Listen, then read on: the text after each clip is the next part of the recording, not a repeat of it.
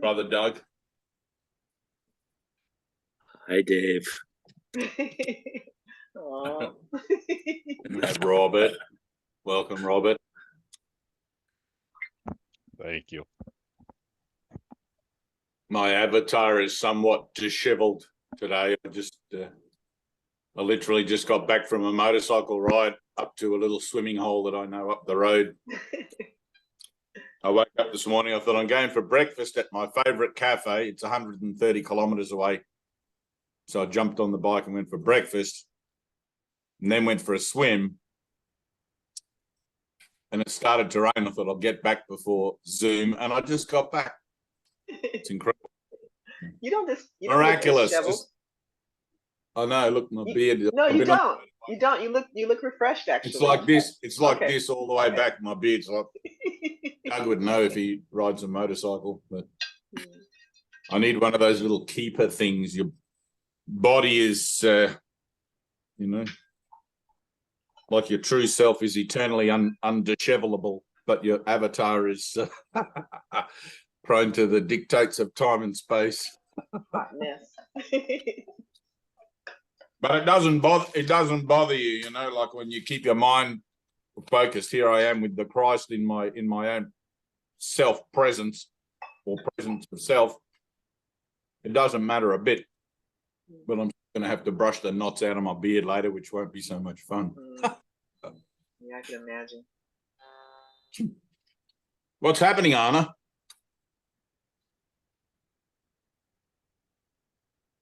Hey, Hey. I don't know. Things feel a little bit chaotic the past week. Very fast paced. I can tell.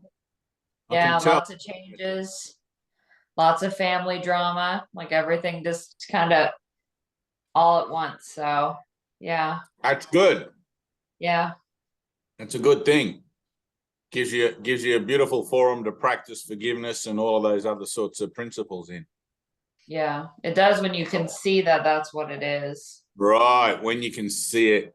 Exactly. There's another way, like Doug just read. There's another way of seeing the world. Yeah. You have to see the world as that practice ground. I was reading a little bit in the text, or I wasn't even reading it. I was being downloaded it or whatever. Like, when you lay in bed and first thing in the morning and then you just get a whole bunch of stuff in your head. Yeah. You're trying to organize your day and give it to Jesus. It's like, here, Lord, here's my day today. And then already the Holy Spirit's giving you a whole bunch of stuff to get in there before you get too active, and I was looking at the idea of that the world was made as a forum where a mind can undergo its transformation and learn to make better choices, and that whole idea that the schism or that the tiny mad idea occurred in the mind of God's Son, which is the Christ mind in eternity, not even here. But here is the place where we sort of come and we look at it reasonably, and I look at the idea of separation in my own mind and the forms it takes in the relationships I have, and I see where it's reflected, and usually all those things, like you've been going through your mother and your kids and whatever, they're going to be the closest and most poignant reflections that you have. You're not going to escape those ones. No. Other ones that seem to be more superficial, you can just like flip them off and just get on your motorbike and go for a ride up the road and do stuff. But it's not true. Everything keeps coming around because the lesson repeats until it's learned. So, yeah. But that idea, like today, when I was riding back on my motorbike, this is a funny thing. So, quite often when I'm in my car alone, doing a long drive or something like that, I'll get Jesus talking to me while I'm driving, and I'll just start laughing for no reason at all. I'll just start laughing out loud, and I'll be like, yes, brother, yes, brother, yes, brother. And I can hear this voice in my head, not a verbal voice, like a silent voice, and I can just hear this voice telling me. And when I was riding back today, he said, teach the release of fear, like I want you to teach the fear. Right. So, and I just said, yes. you know, and then I had immediately, this is the immediacy of salvation. Immediately, I had a whole pile up of traffic in front of me. I'm doing about 130 kilometers an hour trying to get back for the Zoom meeting. I had a whole pile of traffic in front of me. I couldn't see around it. And I was either going to go to the left or go to the right because I couldn't stop. So I just went to the right and just trusted that, you know, Jesus would arrange time and space, not a car, not a vehicle, nothing. And I just went, woo, past these two trucks in a caravan or camper van or whatever it's called. And then back here. But there was that decision to let go of the fear because I was going to put my foot on the brake. And it's like, it just shows up as anything, absolutely anything, the slightest little decision. You know, the relationship that you have with the cars and traffic in front of you. And the only thought that was going through my head is, this is funny because it's like the only thought going through my head when I was overtaking was, I'll be fine. I'm far too valuable to salvation to have an accident. And that's the perspective every child of God should take that embarks upon salvation. You know what Jesus says? Jesus says you don't, it's not that you don't value yourself and value the gifts of God. You don't value them enough, right? It's not that you don't ask for stuff. You don't ask for enough. It's the same perspective, right? Everything that the human mind, that the human association accepts into its consciousness of itself is always filtered. It's always like dumbed down to a point where I think this is what I can accept about myself or accept about the world because it seems to have some sort of correlation to external references that you're familiar with, right?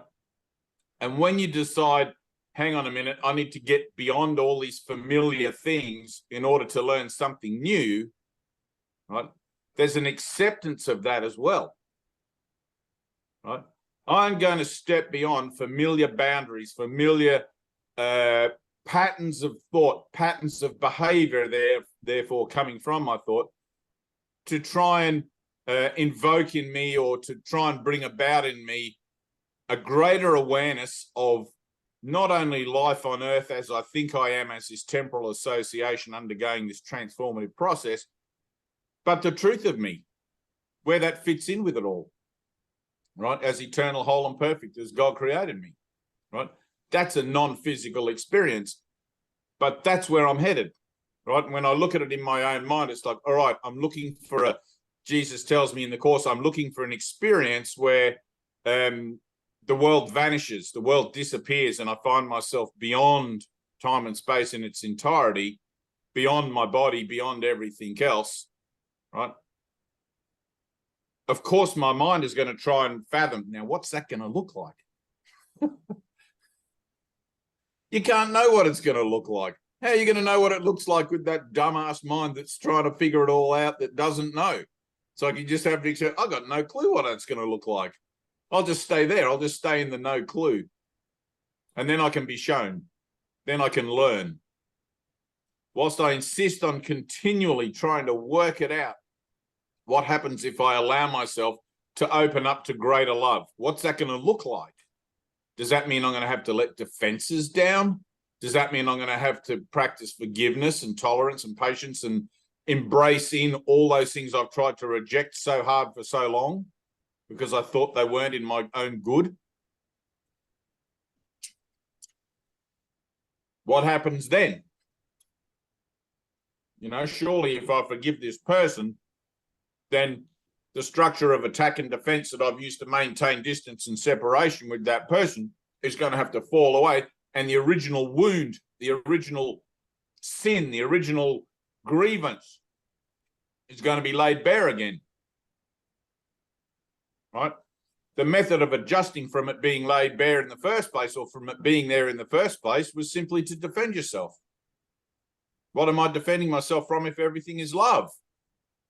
Love. If God is everything, what is there to defend myself from? Myself. But because my mind always thinks in terms of attack and defense, I always attack or defend myself first as an idea of what I think my safety is based on my idea that I think I'm a body. And it's not true. I've got to let that whole way of thinking go. I can't have something else first and then let it go as a, you know, like there's no surety and no guarantees. It's always only going to be a leap of faith. I'm going to let that go. My mother-in-law is going to come in here and yell and scream about how I'm raising the kids and all this sort of stuff. And I'm not going to defend myself. I'm going to refuse to defend myself. And I'm going to allow all of that emotionality to come up. Anna. Right. It's like someone's going to say something, and rather than defend myself or rather than try to make out that, oh, well, maybe we can agree to disagree, which was a post I put up this morning, I'm simply going to stand in the dumbness of my thinking, right? Dumb and done. You know, what's that film, Dumb and Dumber? There's no degrees of dumb and dumber. It's just dumb, right? So I'm just going to sit in my dumb thinking. Trying to get dumber thinking is just a different variation of a theme. It's like you're insane or you're insane, one or the other. There's not more insane than another. Any loss of peace is all loss of peace. So I sit there in my dumbness and I allow myself to be affected. It's like, holy cow, this is great stuff. Here's my mother-in-law having her little bitchy thing. She comes over every school holidays and she bitches and whinges about the state of my house or how I'm raising my kids or whatever's going on. And I get triggered by it. And I want to tell her to shut up and mind her own business. But I realize, what am I defending myself against if this is truly just a dream? Let me not defend myself and allow whatever comes up to come up. Not just so that I can feel bad or whatever, but so it comes up for healing. Here, Father, look what's coming up. Take this from me, Lord. Holy Spirit, I give you all this anxiety. I give you all this grievance and judgment and everything that's coming up now, rather than me blurping it out at my mother-in-law, destroying the relationship further. Right? Now, that takes practice. The natural response of the ego or the mind that doesn't remember what it is to defend itself. Because it's sure that by its own defense that it will be given its safety. If I don't let anything in, then I'll maintain the status quo. If I feel safe by defending myself against the whole world, at least I may not have much of an experience, but at least I'll be safe. And meanwhile, you just keep adding bricks onto the roof of your house and waiting for it to collapse because you can only defend yourself for so long. Eventually, you feel so alienated and so withdrawn and so inhibited that something's got to give. It's like, oh, hang on a minute. I'm supposed to be following Jesus. Give up the world and follow me, says Jesus. It's like, imagine how many times he would have had to turn around to the disciples. It's like, hey, man, your house is covered in rocks and bricks and shit. Like you're slowing us all down. Just forgive that stuff and, you know,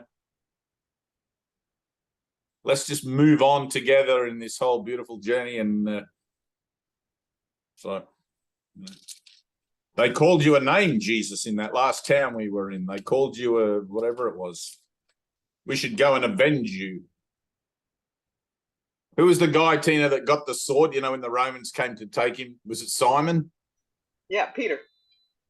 Peter cut off the guard's ear or something, stick it back on. I get this kind of feeling Jesus would have always been like accommodating for the fuck ups of the, you know, like, stop that. Who told you to bring a sword? Monty Python. You can almost see it, you know. I mean, you got to picture the time they're in, you know, Roman occupation, etc., etc. But still. Here's the Messiah fixing the fuck ups of his disciples. Here, man, I'll just stick that ear back on for you. How's that?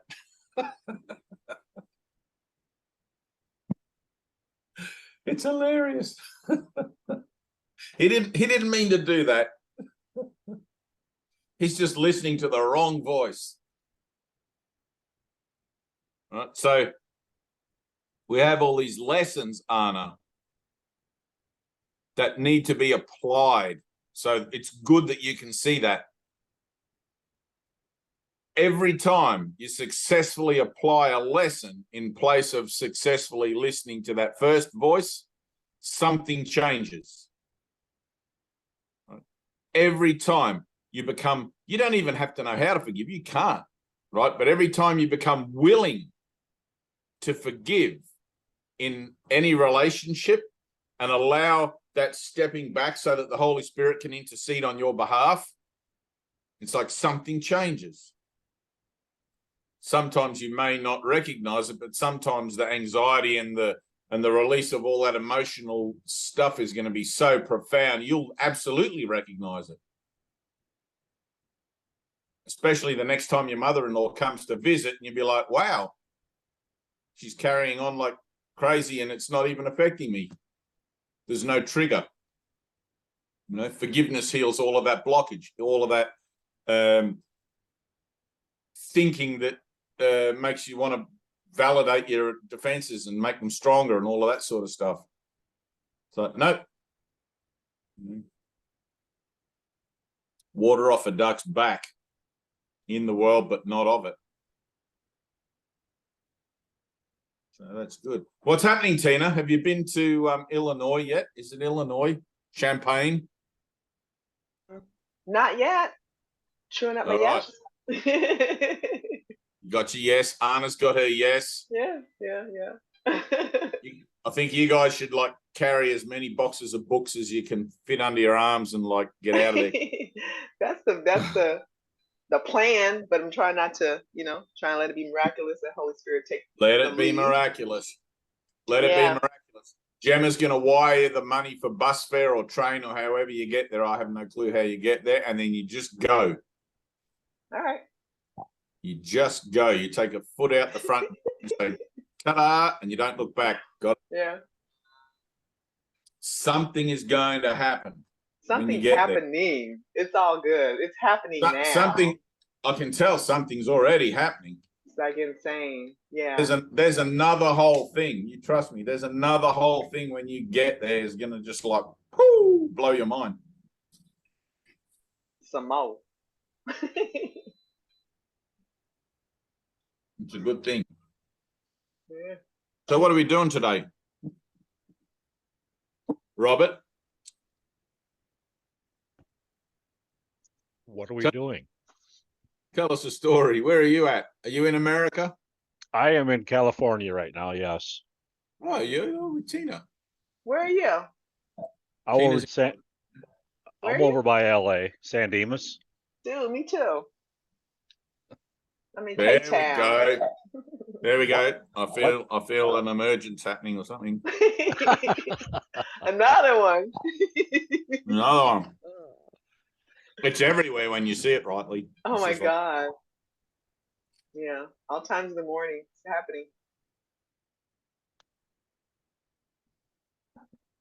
You're a course student, Robert? Yeah, for about a year and a half. Yeah. Oh. So I've been in doing that TTC with Nook Sanchez. Oh, okay. Yeah. So we're about but I don't know what the TTC thing is. Total Transformation Course is what it's called. Okay. Yeah. And I Looks pretty awesome. Yeah, I seen you guys on Lloyd and Steph's video last week, and we're everywhere. You are now. I see you everywhere.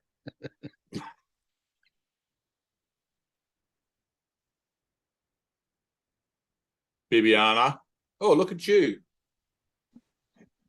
Hello. There's a whole new fresh energy going on there. That's lovely. Decision in the mind.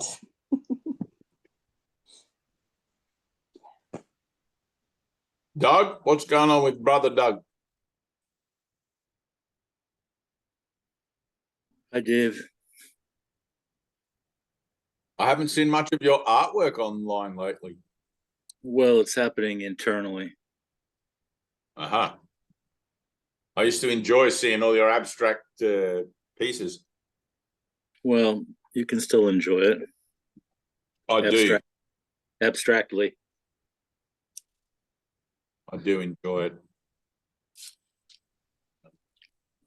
All right, so today we. Oh, go ahead. Go ahead. One thing that I wanted to say was that I think something that stuck with me for a good long while is the idea of asking for more, and this sense of so much more being available if you ask for it. And so I've been believing and experiencing this more, the sense of I guess the opposite of lack, if there is such a thing, but I guess temporally, the sense of more. And that's one thing I wanted to say. And the other thing I wanted to say was that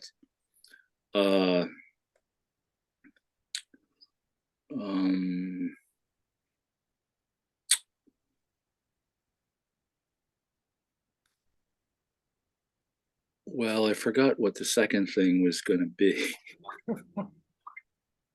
I know it was a good one. It was definitely a good one.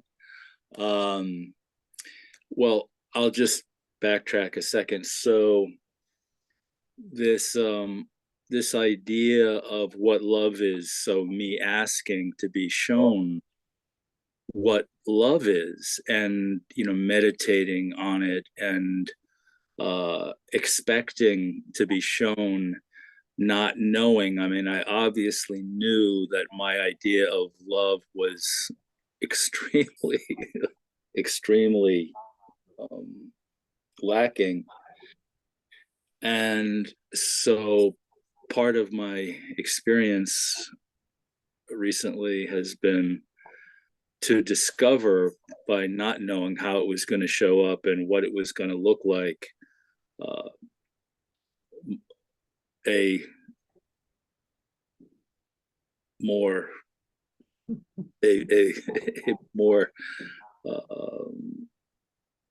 real or deeper or vast or experiential, however you'd want to say it. And it's been a lovely thing to experience it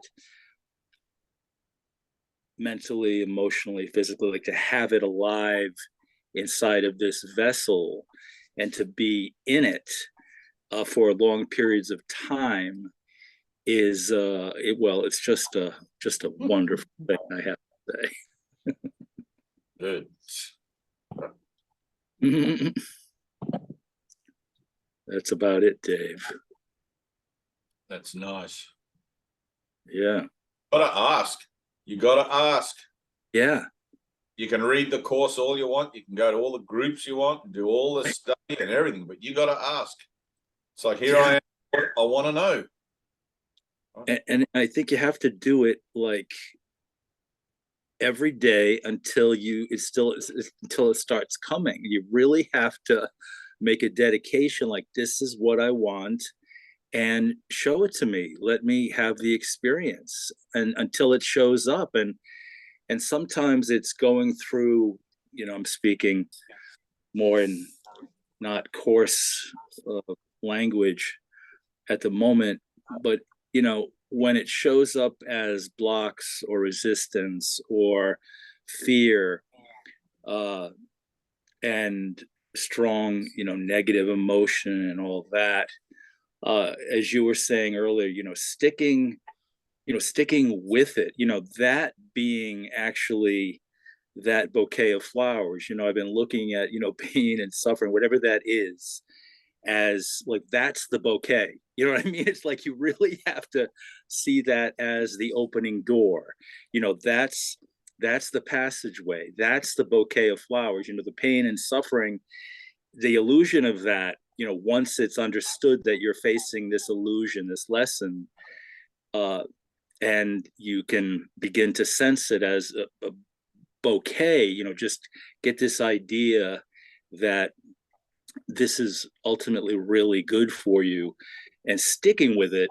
I really think, part of the asking and part of the expecting, and then when these blocks come up, this is the bouquet, this is the way in through the door, And so that's been exciting, especially this week today. I just had some real epiphanies. I had a tough week, and I was like, damn it, just show me this, what is it? Show me, I want to see, I want to see this, I'm fighting an illusion. I'm fighting something that's coming my way. It hurts so much. It's just like one of the core, if you will, things. And then finally today, it just went like poof, and it just lifted. And all of a sudden I was back in my center, back in this love, reemerged, if you will. And it's like, destruction and collapse, and then this rebirth. So today, I meditated a little while ago, and I was just sitting there and just falling into, deeper and deeper levels of just gratitude and serenity, that I stuck with it. And this hand came out to me and just said, as if there could be a timing, like, oh, well, now you're ready. It's like, well, where the hell were you a week ago when this started, and as if there's any time to any of this. And so this gratitude just overtook me the past couple of hours, and I just kept, and I was hoping for a non-state meditation. I was hoping just to, pass into this realm of non-being, of nothingness, which I so love. And instead, this language, this insightful language started coming to me that I didn't expect. I normally don't get talked to, and this was like a real, like, letting me down gently, like, well, this is now, it's okay for you to settle, into this. And so that's it, Dave. That's good. Sometimes, not so much these days, but in the earlier days of transformation, I'd say like 20 years ago, going back, Jesus would talk to me like I was a bit of a dunce in the class. Like the way, just the mannerism of his voice, it would be authoritative, but it would be like, come on, man. It's like, it's so simple. Like, just, right. Forget about all that stuff, just let it happen and things like that. Yeah. Really, it was really like having an elder brother sort of talking to a younger brother from a point of greater knowledge or greater awareness. And they can sort of see you, like Jesus can see you, and he can see what you're about to do as the younger brother in your own thinking. And he's like, don't do that. Just don't do that. Just stop. Whatever you're doing, just stop and let something else happen, but not that. Yeah, right. And it's like the way that he used to talk to me was, he wasn't berating me so much, but he definitely he wasn't impatient, but he was being very assertive.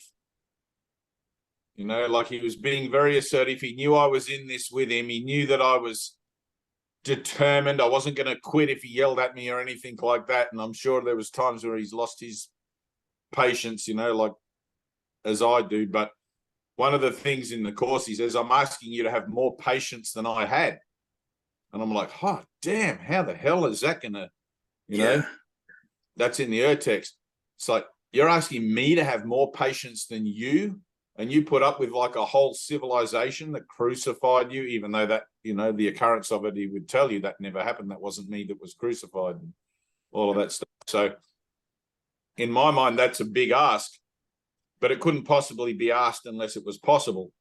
Right. But the possibility of it is only exposed through the relinquishment of what I think it could possibly be in the potential contained in it. I've got to let go of all of that. Yeah. What it might or might not be. Right.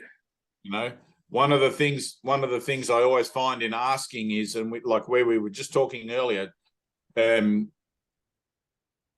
is when I ask from a superficial level. Right? It's like I got to remember that the schism occurred out of time. Right?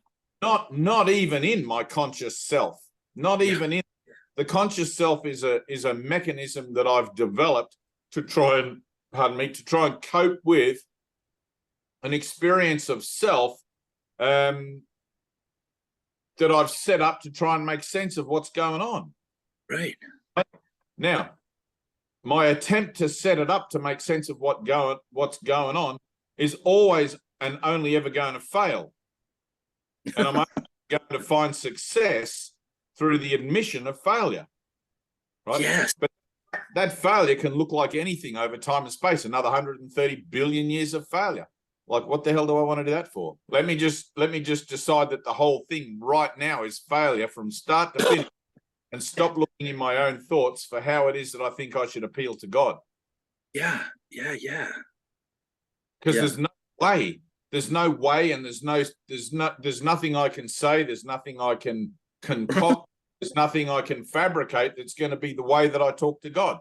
Because the way that I talk to God is through the prayer of the heart. And that's a feeling. You know? Yes. Go to that place. I go to that place where I talk from the heart when I feel that I need to. Yes. I set it up as a religious practice. I don't set it up as a daily occurrence. I don't set it up as something like a ritual. It's like my Father is the living presence of life within me.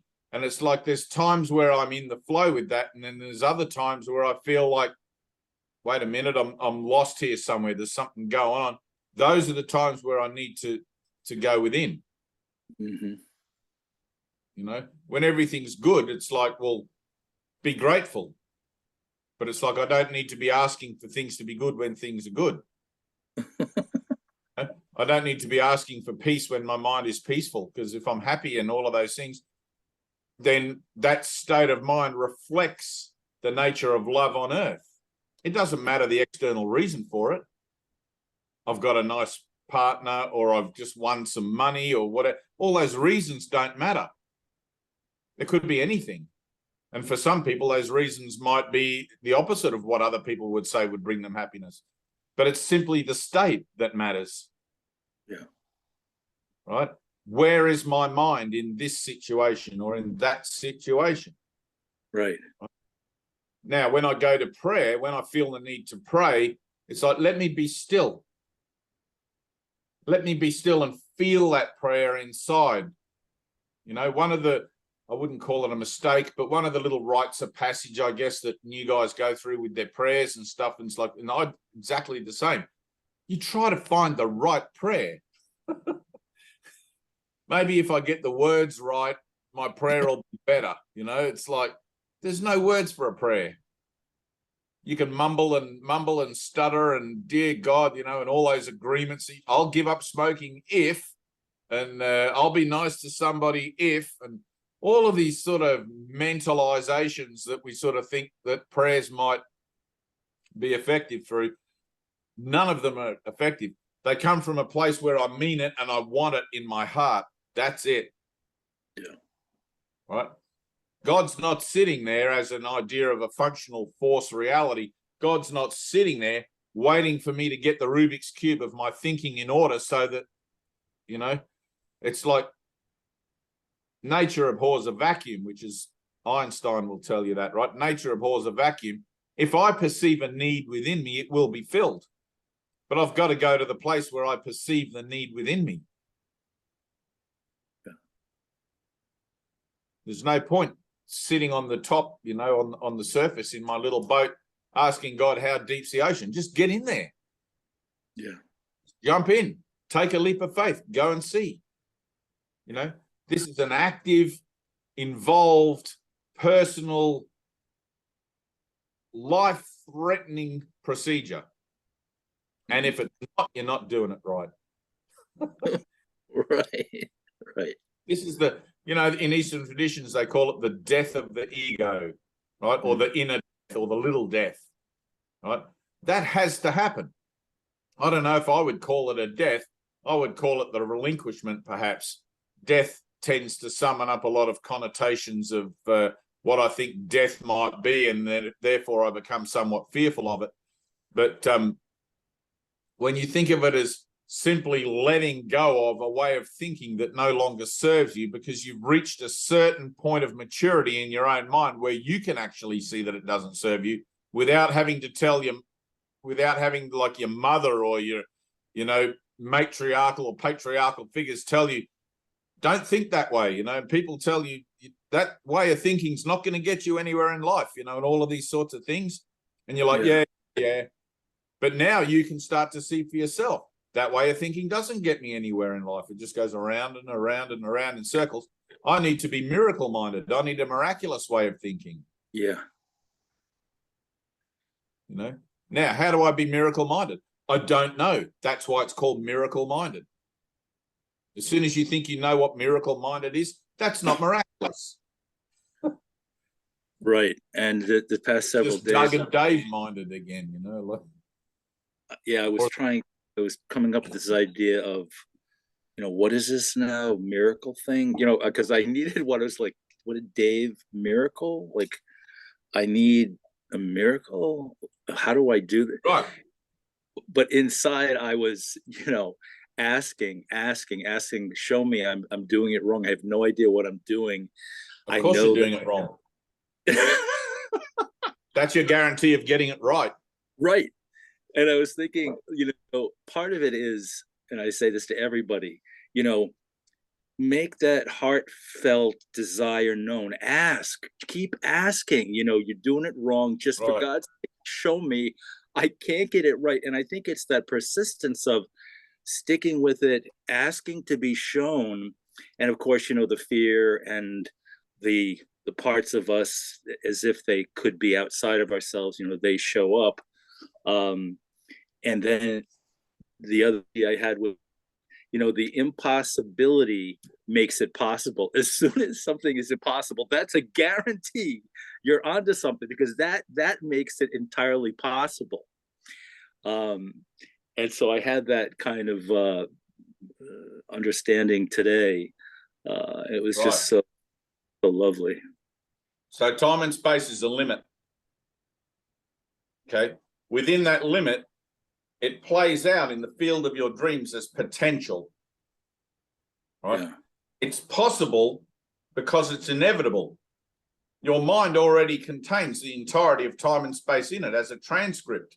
Your mind already contains everything there ever is to know about time and space, and yet here I am, I seem to be locating myself somewhere within it, experiencing it as I go along, as if I don't know what the hell's going on, which is not true, right? It's not true. I'm omnipresent, as above, so below. The great deception is that I think I don't know what's going on here. Right. Of course, I wrote the script. Yeah. It's like, so the potential contained in it guarantees the possibility of everything being in my mind at once. Right. Because there is only this moment. The idea of time is like that linear tube, and if you turn it on the end, you can see the past and the future all in one moment. Right? Yeah. Now, how do I turn that? How do I turn that around in my mind so that instead of having to participate in a linear fashion, I actually go vertically or through the tube, everything all at once. Right. But there's no point in studying the course for 30, 40, 50 years, still persisting in that production line of time and space, looking for the options that I've got in the potential that seems to be showing up. Right. That's pointless. What am I going to do? I'm just going to keep banging my head against the brick wall, right? Let go. Right. I've got no idea.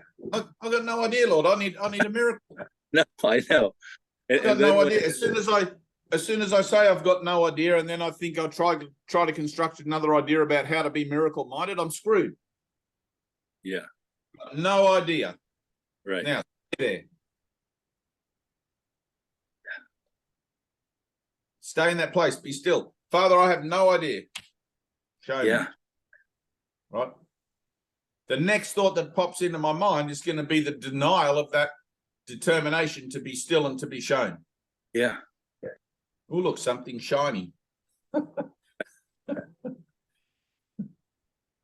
Literally, the whole thing is resist not evil, right? Evil is the misperception.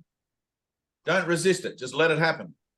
Oh, yeah. The whole world is misperception. The whole world. There's nothing here I am ever going to get right. Nothing. Right is relative. And God is guaranteed. There's no relativity in what's guaranteed. It's the same for everybody. Now I have to choose. Which one do I want? Be still. Holy Son, come home, awaken.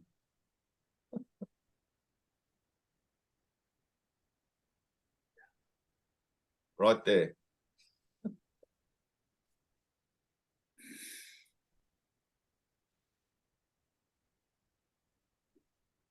That's the doorway. Now, how you knock is by being still. How you knock on the door, where Jesus says, knock and the door shall be open. You be still. Your stillness is the knocking on the door. Oh, beautiful.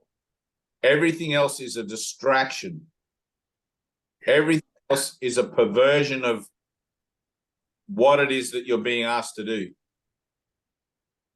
When Jesus says, knock and the door shall be opened, it's like, I don't know how to do that. I don't even know where the door is. But I can be shown. But I can't be shown whilst I'm still preoccupied with everything else that seems to be going on, that obviously to date has not been the knocking on the door. Continue to look in my own thinking for how to knock on the door. You know? And then the mind training kicks in, because the more you apply the mind training, the less fear you have to be still. Right? Now, you ask anyone who's ever done a deep meditation and they've encountered the darkness and the pitch black of the void and the emptiness and the nothingness within, it's terrifying. It's absolutely terrifying. You feel like you're being sucked out of your own consciousness, like you're going to slip into a total state of insanity with no point of recovery. You know, there's nothing to hang on to. It's like going down one of those water slide things, and once you're over the top, that little threshold, and the water carries you, you can't get back up. There's no way to stop it. Right? You're in for the ride, penny or pound. It's terrifying. But as you go through the mind training, right? So Jesus says most are given a slowly evolving training program. As you go through the mind training, one relationship after another, after another, after another, you're taking a little leap of faith with each one, learning that letting go of your defenses isn't as soul destroying as you think it is. Right? That when you become willing to let go of my defenses, when I become willing to accept God's forgiveness in place of my judgments, that even though I will have to undergo that emotional release, even though I'll have to undergo the energetic expulsion of that compacted light, right, that I've confined to my bodily association, which perhaps I might call cancer, or I might call diabetes, or I might call any number of kind of physical ailments that I will impact myself with to try and justify my defenses. The release of it is always going to show you where it is you were at before you made the judgment, before you made the decision to condemn and be condemned. Right? It's going to take you right back to that place. That's why this journey is a journey back in time. It's a journey back to the beginning. We're not actually going forward in time. Right? He says in the Course, time's going backwards. You're not aware of it because the mind's completely focused on one day after the next, 1 minute after the next, 1 hour after the next, and seems to be this logical progression going forward, forward, forward. When you start to see, it's like Nikola Tesla, see things in terms of energy, see things in terms of light and frequency. When you start to see things like that, you'll start to realize that as you go through the process of your healing more and more and more, you become more carefree. You become more like a child, for of such is the kingdom of heaven. You become more light. And you realize that emotionally and vibrationally, you're actually going back to a point where innocence was your perspective on things, simplicity was your perspective on things before you started to try and work it all out. And if you look at little kids don't try to work it all out. They're running around, they're banging their heads, they're falling off their bikes, they're doing all sorts of crazy shit, and they get back on and they do it again until somebody tells them, hey, you need to wear a helmet, or hey, you need to put a bandage on that. They literally don't care. They'll play with their elbow bleeding out, you know, and they'll play with an egg on their head. They'll cry about it for a minute, and then they'll be straight back into it with no thought of protecting their head for future references, you know. But as we get older, we sit down and go, oh, maybe I need to put something on my head because I seem to, you know, maybe I need to protect myself and defend myself. And it's like there's a point where you realize that I'm getting the results of my own thinking. And when you're willing for the results of your own thinking to be exactly as they need to be for you to learn, you'll find that you are able to learn through grace rather than through getting the effect, you know, cause and effect relationship where something has to happen to you to make you pay attention. Oh, that's good. That's the whole thing. The universe is trying to get your attention. Yes. There's a little tiny, Ted used to talk about it as there's a little black spot on the sun today. You know that song by The Police, by Sting? There's a little black spot on the sun today. And you're trying not to look at it. Right? Everything's a distraction. Jesus is saying, no, let's look at that tiny mad idea together, right? And we'll watch it just disappear. We'll watch it just vanish because of the impossibility of it. And you're like, well, let me just think about that.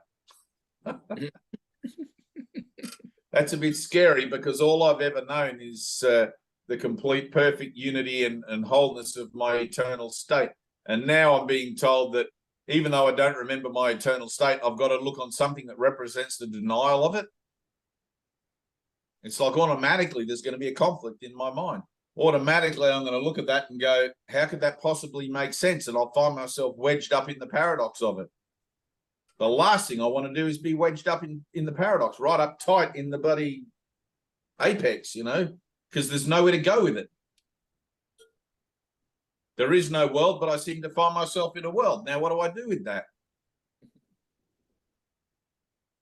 How do I get out of that? Everything in my mind is structured, in my conscious mind is structured as a way of distraction to try and get me out of looking at that. There is no way out of it. I'm caught in a loop, one of those eternal Mobius loops. I'm looking at the paradox, again and again and again, and all that I'm doing in my own mind is adjusting. So I don't have to feel the pain. I'm adjusting to my pain. Right? Don't adjust. Be still. Right? Let the Holy Spirit take care of it. You have to die. It's like in the Bible, Jesus says, I must become less so that he may become more. That's what's going on. In my own sense of self, in my own self-identity, the idea of a Dave or the idea of this bodily avatar, Dave or whatever, is completely ridiculous to me now. It's like sometimes I look at it and I'm like, what do I do with this? Even in the usefulness of it, it's still like a badly fitting suit of clothes. You know, that's how it's sort of, I don't know how to describe it, but at one time I would have just taken it for granted. This is my body. I use it for learning. I use it for doing things. I use it for whatever I use it for. Now it seems completely preposterous. I don't even see myself particularly as in it or associated with it. It's just this thing that has a mouthpiece and declares my certainty that the Father and the Son are one, that there is no world. Based on the experience I've had and the transformational shifts that have, made that experience useful, I guess. So it's like when I'm asking in my heart, I'm going to sit in that place where I'm asking, because the true prayer for the realization of self has been placed there by God. It's got nothing to do with me.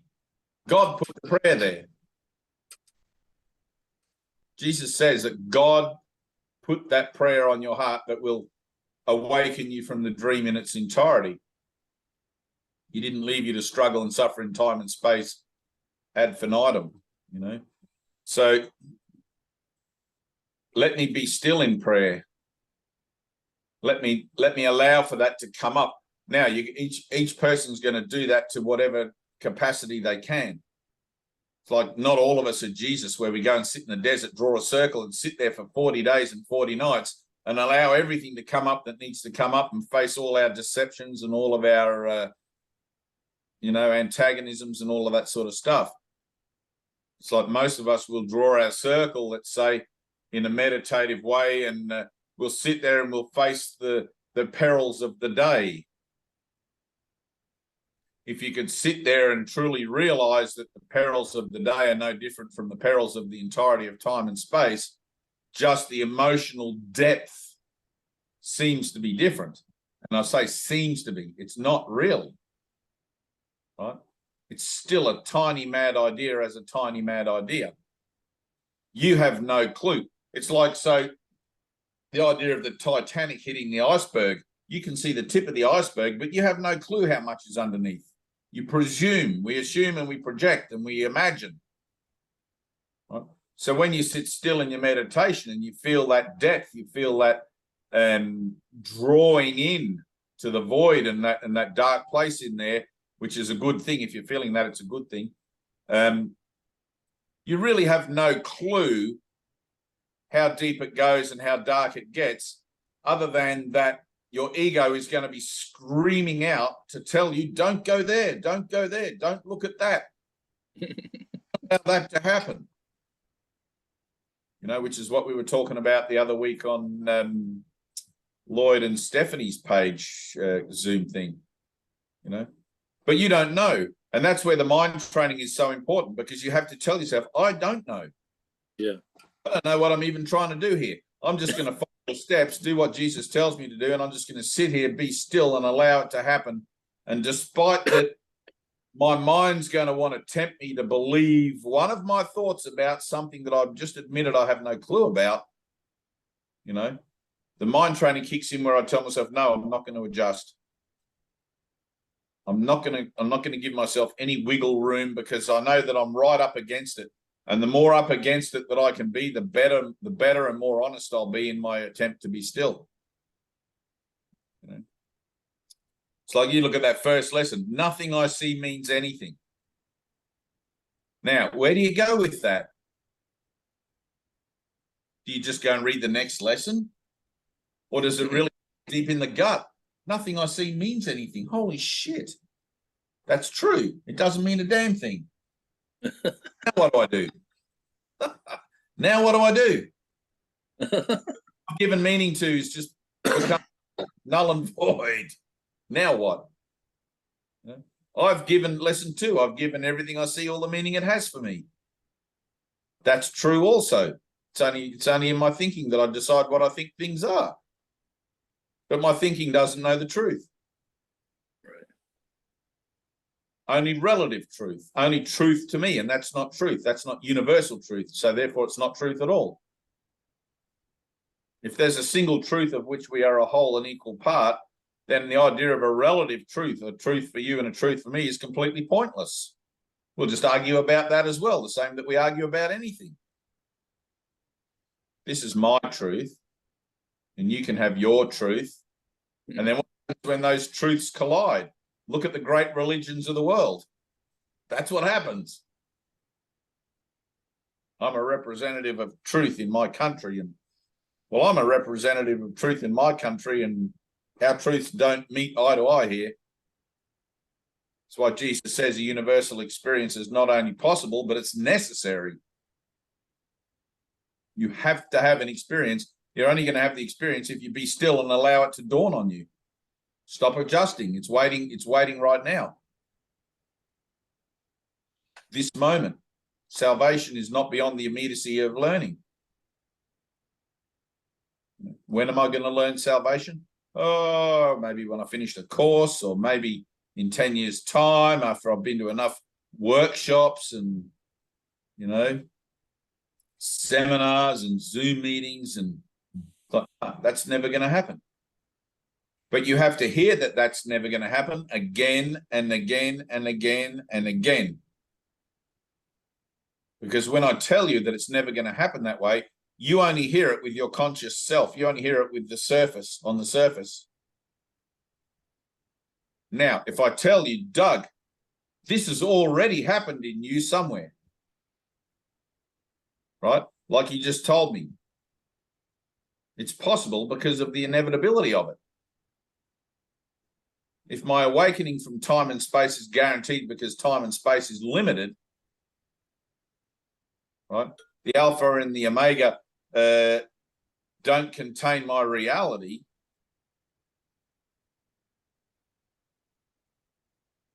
It's like the idea of quantum, right? So when I look at the sun, it takes 8 minutes, I think it is, for the light of the sun to reach the retina of my body's eye. And so it means when I'm seeing the sun, it's actually 8 minutes past in the sky where it was when I first started to look at it. Because it took 8 minutes, not that I really want you to go and look at the sun, but you know what I mean? Now, look at all time and space like that. Look at all of time and space in the same regard. If Jesus is telling me, I am the way, the truth, and the light, the fulfillment of the resurrection has already occurred in you, and you don't have to wait for all time to be over and done to experience that. You can experience it now, right? All right, I want to experience it now.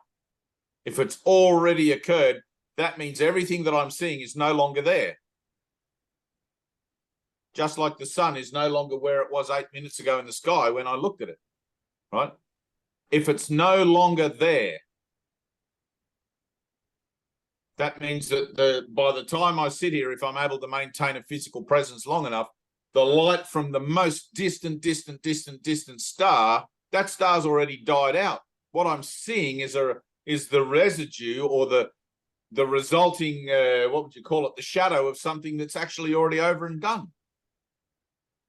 That star exploded and no longer exists a trillion years ago, but the light of it is just coming to my awareness now.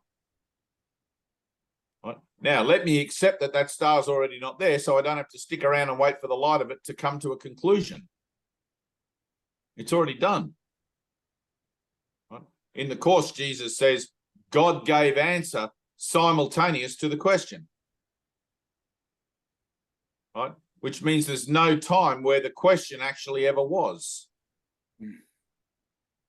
But I seem to find myself in this sort of loop, playing out again and again, day after day, moment after moment, this idea of time where I think that an answer that God gave takes time for me to hear it.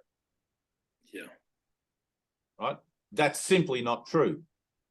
That's a deception. That's a game I play in my own mind to keep myself separate from the answer, because fundamentally, I don't want to give up the world and follow Jesus. I'm telling myself that I probably should do that because it's Jesus. And everybody says how good he is. And this is salvation, and it's something that I should really want. The bottom line is I don't want it. I hate Jesus. I hate myself. I can't stand the world. Fuck you, God. Right? That's the bottom line.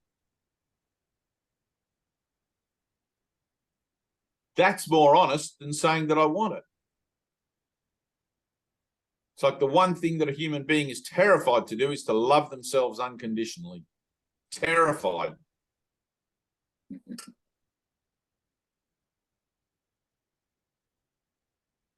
Because then you're going to have to love everyone and everything else unconditionally. That's going to null and void your whole thought system. That's going to null and void the whole idea of what a Doug is or a Dave is. The body is the symbol of denial. If I'm not in denial, I can't maintain the body.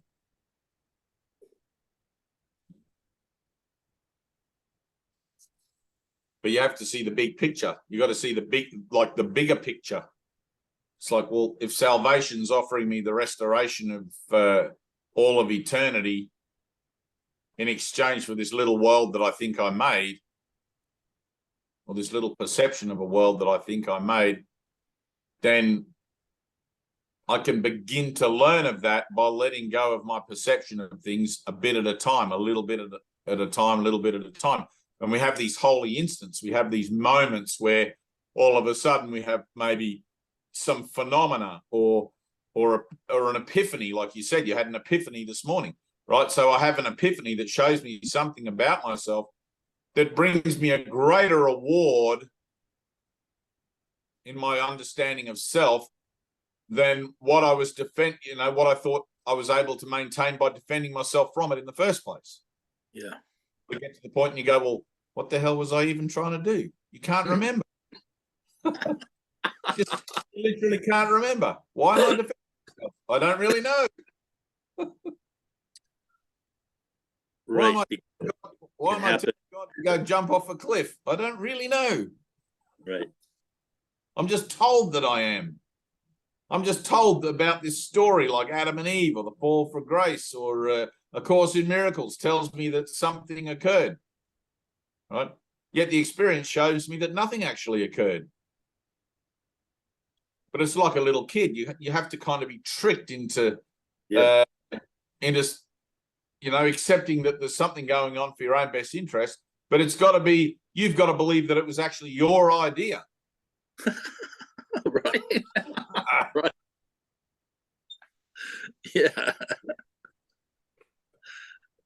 I'll listen to Jesus for another 2,000 years, and yep, that sounds good, Jesus. Yep, I'll follow you, Lord. Whatever you say, I'll do it. And the idea of doing it and saying it and doing what I'm told with Jesus maintains my ability to have a dream in the world. It just changes the motion. It just changes the nature of my dream. Right?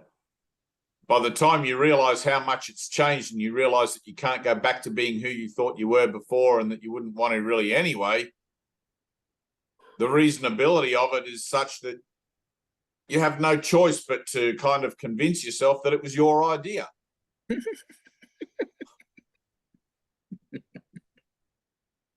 It's funny stuff. It was inevitable. It was inevitable, It's like as if I have a say in God's will. What am I going to say? What? I don't have a say at all. It's an illusion that I have free will. So all my questioning, all my trying to work it out, all my everything else, it's pointless. I could literally sit here in my circle in the desert for 40 days and 40 nights without food and without water and allow my body to decompose if that was the case, and I would still find myself exactly where I am. In truth. Because that circle, that sitting and that doing represents a state of perfect defenselessness. Yeah. Why would I defend myself if I knew this was truly a dream? Why would I worry about getting caught up in that pointy little place in the paradox if I knew that was actually the doorway out of here? Yeah. The only reason I try to work it out or try to look at it from every which way angle that I can is because I don't really want out of here. I just want a better dream. I just want a dream where people don't kill me. I just want a dream where I have a little bit more money or a little bit more happiness or maybe more sex or whatever it is that flips your lid. When Jesus says, give up the world and follow me, if you truly heard that giving up, if you truly heard of the giving up, you'd be like, holy crap. I don't want to give up the world and follow you, Jesus. You're a maniac. You kind of got something loose in the skull cap going on there, like, what are you talking about? I've got a family, I've got kids, I've got obligations, I've got a job to go to tomorrow. I've got all these things going on.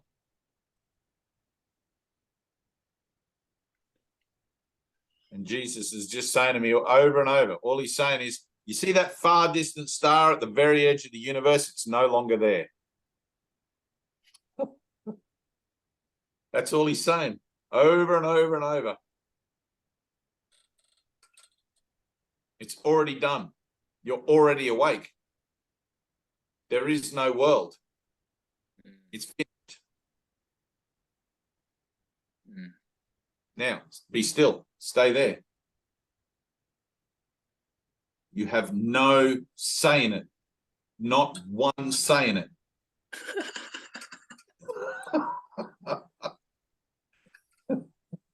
He's already resurrected. One mind is all mind, a resurrected mind. Jesus was that star, right? So Jesus is the star, the farthest distant star in the universe that you think you can see. That was Jesus. He's already gone. You're waiting for that light of his goneness to come into the retina of your awareness so you can justify to yourself that he's already gone rather than take it on faith that he's actually already gone. O ye of little faith.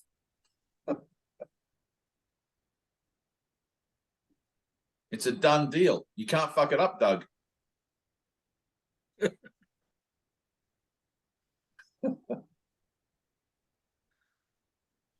Now, what do you want to say? Pass the peas. That's it.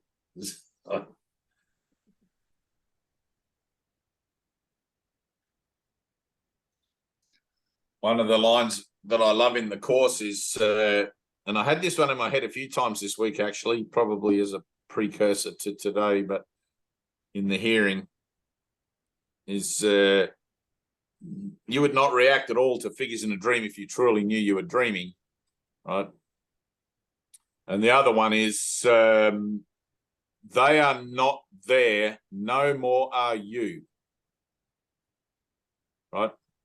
The people and the shapes and the houses and the trees and the things that you think you see around you are not there. No more are you. Right? You're not here either. There is no Doug trying to work out his salvation. There is no Robert or a Dave or an Anna or a Tina trying to work out salvation, doing the lessons of the course. It's a self-sacrificing teaching. Right? It makes itself redundant. It's like you can't work it out with your head because it's like it's automatically, no matter where you turn, you're in the paradox again. You're going to find yourself right back here and now all the time, here and now all the time. Here I am again. Here I am again. Here I am again. In this moment, now, now, now. Why do I keep finding myself coming back to the here and the now? Is because that's where the doorway is. Right? The here and the now is an idea. It's an idea of total acceptance, total release, total relinquishment, total surrender. How long do I want to be a student of the course? How long do I want to be an aspirant, a spiritual aspirant, or a seeker, or a whatever? It's like at some point, you got to just find it, find what you're looking for. It doesn't take time.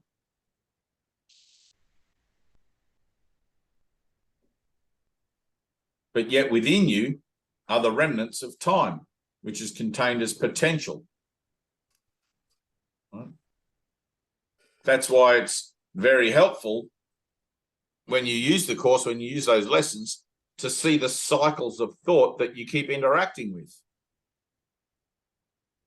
It's like it's literally perpetuating the same thing over and over and over in a different way. This person or that person.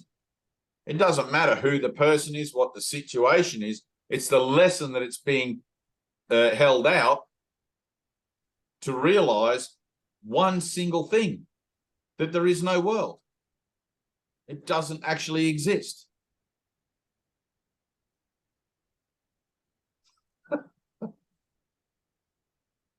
But you've got to catch yourself in the lesson. You've got to catch yourself in the cycle. It's like, here it is, my mother-in-law again, giving me an opportunity to realize a point of defensiveness in me.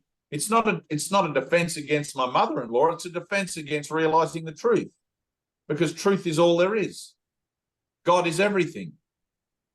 There is no such thing as a mother-in-law or a boss or someone that I might have a grievance with. The only grievance I ever have is with myself. Because I don't want to wake up. Now, that's an honest place. I don't want to wake up. Try to find that. It's like the first obstacle to peace is the desire to get rid of it. Right? The first obstacle to peace in the Course, the desire to get rid of it.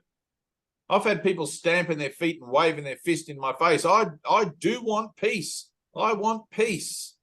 What is peace? I've pursued peace my whole life. You know, and I'm like, okay, how long you want to tell yourself that? You know, God's not withholding it from you. The more you stamp your foot and tell me you want it, tells me that you don't have it. Now, stop stamping your foot and waving your fist and trying to tell me that you want it, and simply be it.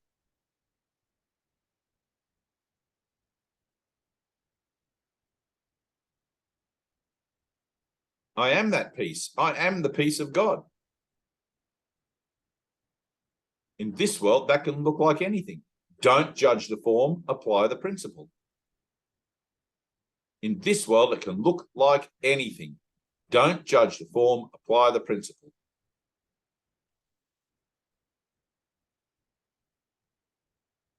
If I judge the form, I'm going to be running around trying to tell myself that there's some kind of healing I need because of my reactions to things that I've seen with my body's eyes out in the world. An earthquake in Indonesia, 156,000 people died in an earthquake. That's horrific. And I get the results of my thinking about it, which is emotional distress. Right? Yet don't judge the form, apply the principle. There is no world. What I think I see doesn't exist. Now, I need in place of my reaction to it, if I leave that open, if I don't write on that blackboard of my consciousness how I think I should feel about that and just leave it empty, the Holy Spirit can flow in, can show me what the truth is there.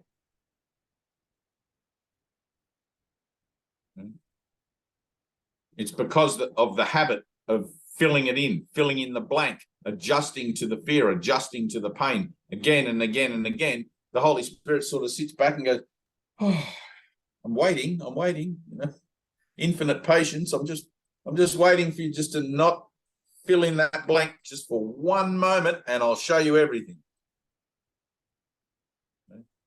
It's like salvation is in the next thought you don't have. And then the very next thought you're going to have is, how do I not have the next thought? And you miss salvation again.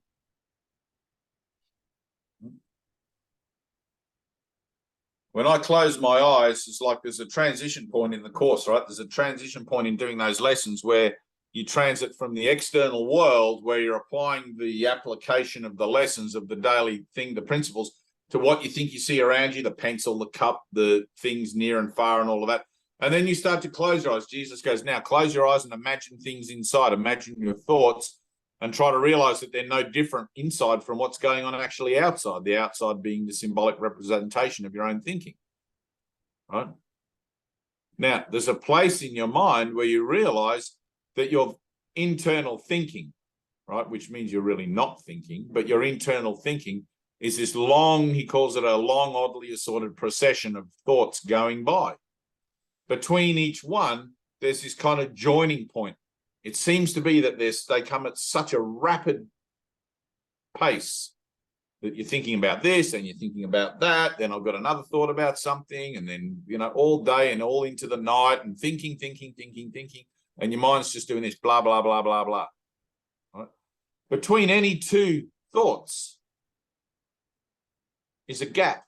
Between any two thoughts. If you look at an old movie, right? And I use this reference quite a lot, but if you think of the old movies where you have, I think it was 8mm film or whatever the thing, and it's just a strip of negative, and there's a little thin black line between each frame, right? If you play that fast enough, you don't even see the black line. Your mind is completely focused on the imagery, and following along with the sequence that distracts you from noticing that little black line. Now, when you practice your mind training and you're doing your meditation, you're learning to slow your thinking down. You're learning not to interact with it, but rather to be the observer of it, to be objective, and just to allow it to go by, right? As you withdraw your interactive desire, I guess, or as you stop interacting with it, it's like the moment you stop listening to your ego, it starts to peter off and get softer and quieter and whatever, or perhaps it gets more vicious at first, but eventually it knows it can't win, right? And you'll notice that you have these moments in your mind where your thinking is really quiet.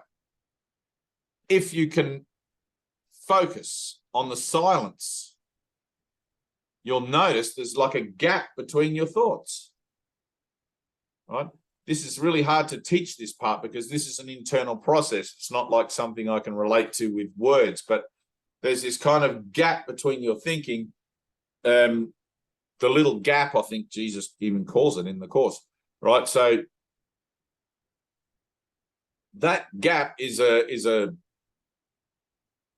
portal or an entry to the void, to that emptiness and that terror within you, that tiny moment of terror, where you realize that there's actually nothing there. And you'll feel yourself being drawn in or slipping into that gap. And in there, you'll have an experience of direct light. Now, some of the lessons in the Course, we were talking about this last week, some of the lessons in the Course, I think lesson 16 or whatever, where Jesus talks about the clouds and try to see yourself going up and forwards through the clouds and pushing through the clouds, right?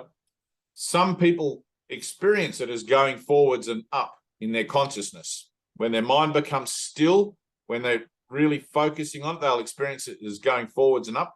I always experience it as sort of like slipping down and back. And I don't know how to really talk about that. There's like a little kadunk, a little sort of like dropping down in my consciousness. And the first time it ever happened, I remember being incredibly thrilled about it.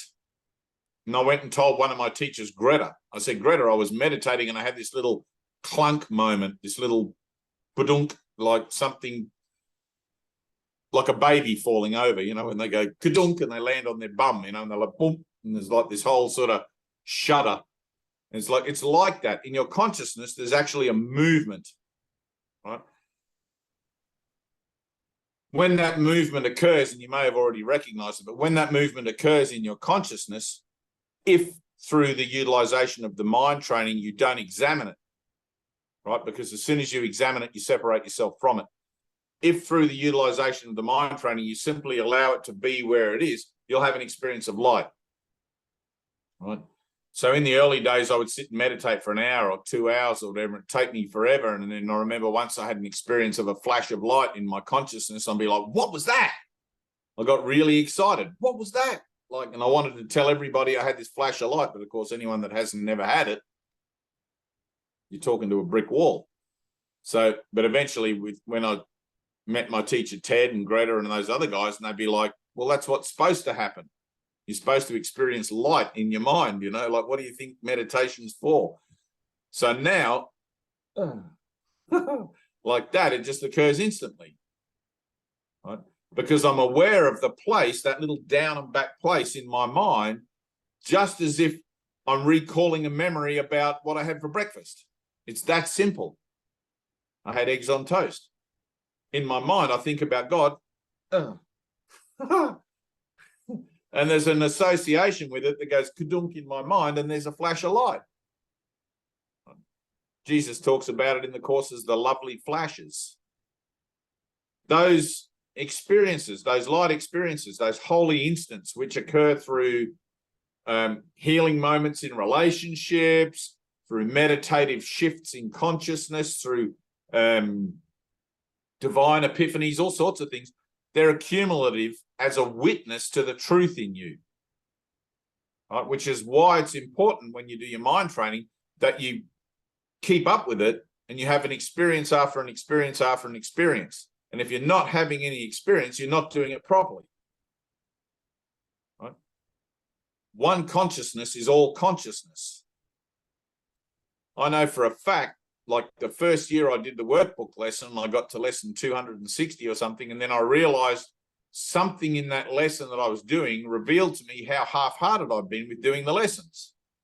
And I made a decision to go back the next year and start again on lesson 1. And I put a lot more integrity and a lot more effort into doing it. And I studied that workbook as if I was cramming for an important exam the next day. Like, just everything was about that.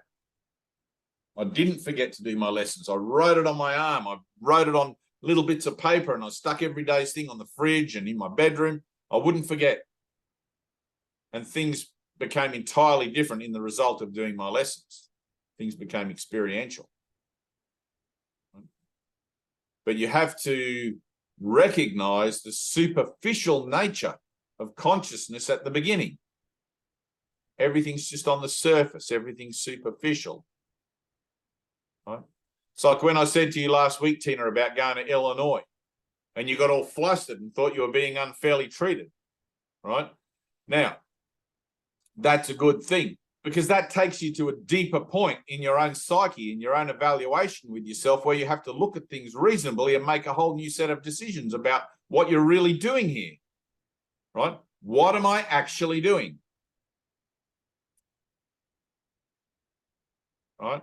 All of a sudden, what was once perceived as kind of a superficial, on the surface kind of interest and activity and participation now gets shit real. It's like, holy crap, this is really getting real now. I've actually got to get out of my zone and do something and put myself out and make an effort. Now, that effort doesn't happen in time and space. It happens in the mind. It's a shift in consciousness.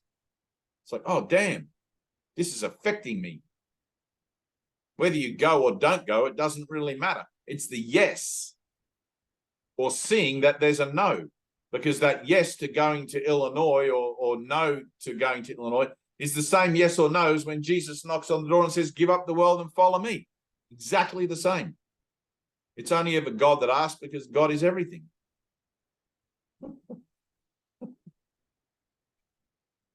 You can't get out of this.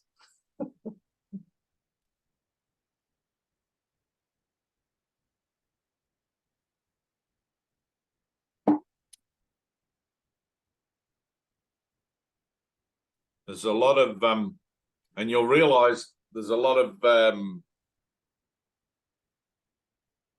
preamble. There's a lot of orchestration, the setting up of an event before you can actually finally enter into a moment of true transformation. It takes sometimes months or years of listening and learning and reading and study, so that when something actually happens and actually presents you, you can actually hear it. There's a whole preamble to spirituality that for most people looks like an entire lifetime of having an interest in it, an entire lifetime of following one's heart, or engaging with groups and people and things to finally bring you to the point of here and now where you can just simply say yes. You know, and actually mean that yes, not just as some kind of stamp collecting kind of hobbyists yes.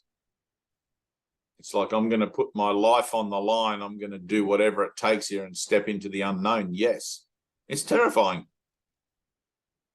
Somewhere your ego knows exactly what's going to happen. You're going to go to Champaign, Illinois. The guys are going to see you. There's going to be this whole joining connection thing goes on, and you're going to have to let go of the defense to join them in the space they're at, not the space you've brought with you.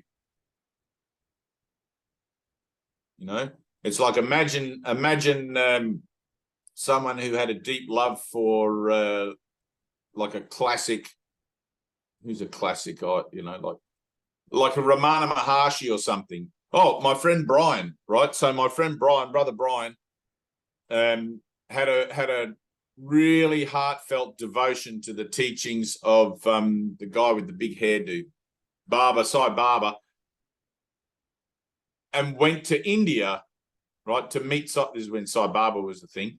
Went to India to meet Sai Baba when he was young, and I remember him telling me a few stories actually, because I had an interest in Sai Baba when I was growing up, like this mystical guy that could do stuff, you know. And he used to make the vibhuti rain out of his hand, the ash, you know, the sacred ash.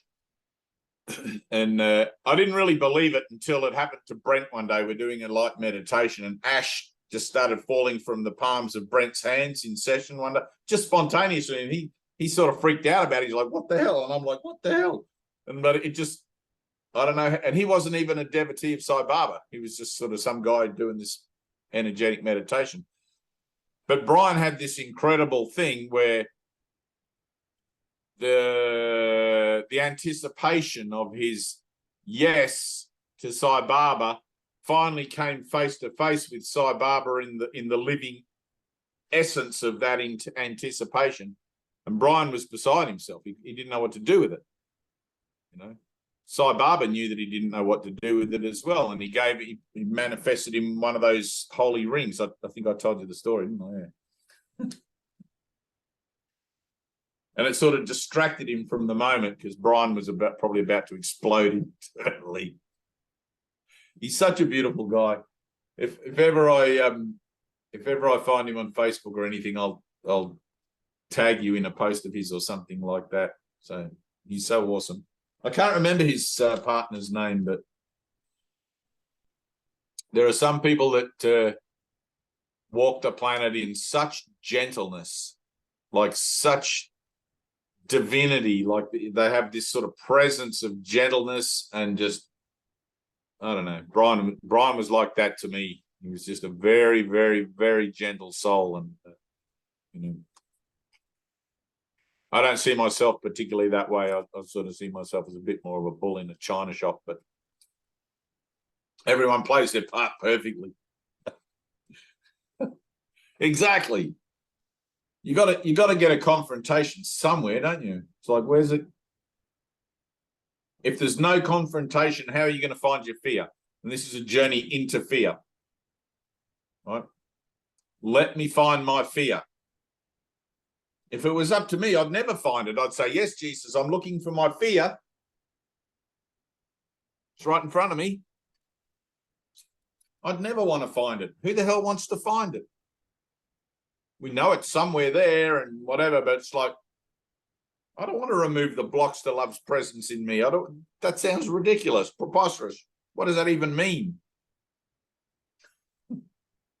I'll just read the Course in Miracles and I'll just skip those parts, that chapter there. I'll just, oh, look, the teacher's manual, you know? Oh, no, I did that for a long time. All the beautiful things that Jesus says. You know, the bit that's in iambic pentameter is in blank verse, Shakespearean blank verse. I think it's the section for they have come. Your poem was too. Yeah, I know. Did you know that? I was like reading it, and I was like, it was iambic pentameter. Of course it's iambic pentameter. It's from the Spirit. Wow, no, it's amazing. Well, I mean, Spirit isn't always. No, you write it. You ask the Holy Spirit to scribe you a poem. I guarantee it'll be an iambic. It was cool. Yeah, I didn't know. Right. I don't know why that is. It just always is. Beautiful. Yeah. Otherwise, it's a limerick.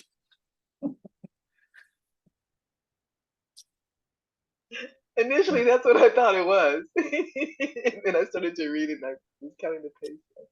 I wrote that one quite a while ago, actually. Did you? But, yeah. Cool.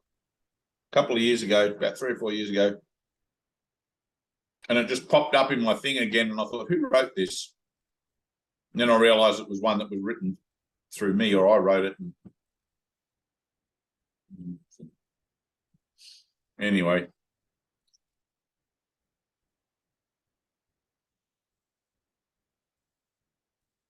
It's the place in your heart, Doug. It's the place where you feel. Anna, the place where you feel.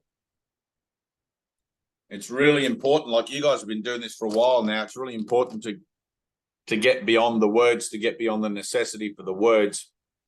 Tina, are you doing the last lessons in the workbook? Are you at that point? Or I know you said you were going to. I am. Yeah, I'm at that point. All right. Yeah. So that moment where we say God is and then we cease to speak. That's the Right. last 5, I think. That's the last 5. That's right. There's a silence there, right? So that silence, allow that silence to be engulfing. Allow it to be completely present if you can. You might find you get distracted and you'll have to come back to it again and whatever, that's fine. But just allow it to engulf you because it will. Don't be afraid of it. Simply recognize and notice the fear or whatever and choose to let it go. Oh, there's our Heidi. We've lost Bibiana and we've got a Heidi. Bibiana's still here. I think her camera's off a bit. Is she still here? I can't see her. Yeah, she's got her camera off, so that's probably why you don't see her. Probably late where she is. She's where I No, am. I'm just coughing. Oh, she's still there. She's coughing. Yeah, I'm just coughing, so I turned off the camera. But I'm listening. Thank you.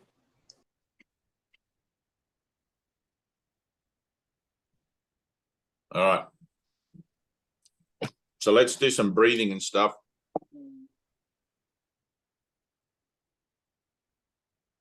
The release from fear involves those 2 parts, right? The recognition that you're fearful, and the second part is that there's nothing there that you would want to hide, even if you could, right? I probably got that wrong. You'd have to look in the course, but it's like, I want to find my fear. I want to look at it, and I want to offer it up for healing.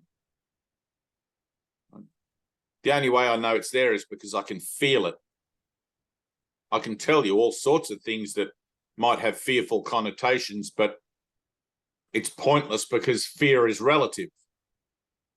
You know what's fearful to you, and I know what's fearful to me. I've actually been going the last couple of weeks. I've been on this website, MyFlixer, where they have horror movies, and I've been looking for scary movies or anything that might activate a trigger. You know, it's like nothing. So, but close your eyes. Bibiana, I'll assume yours are closed. And just take a deep breath. Take a couple of deep breaths, Heidi. Just sort of relax.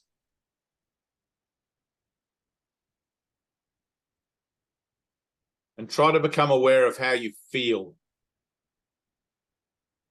How you're feeling right now. Is there anything in the background that you're trying to avoid? Is there some issue underlying that you've got to get back to later that's not going to be pleasant? Is there anything going on in your life that may usher in a sense of dread or foreboding or anything like that? Because that's where we want to go. You don't want to avoid this.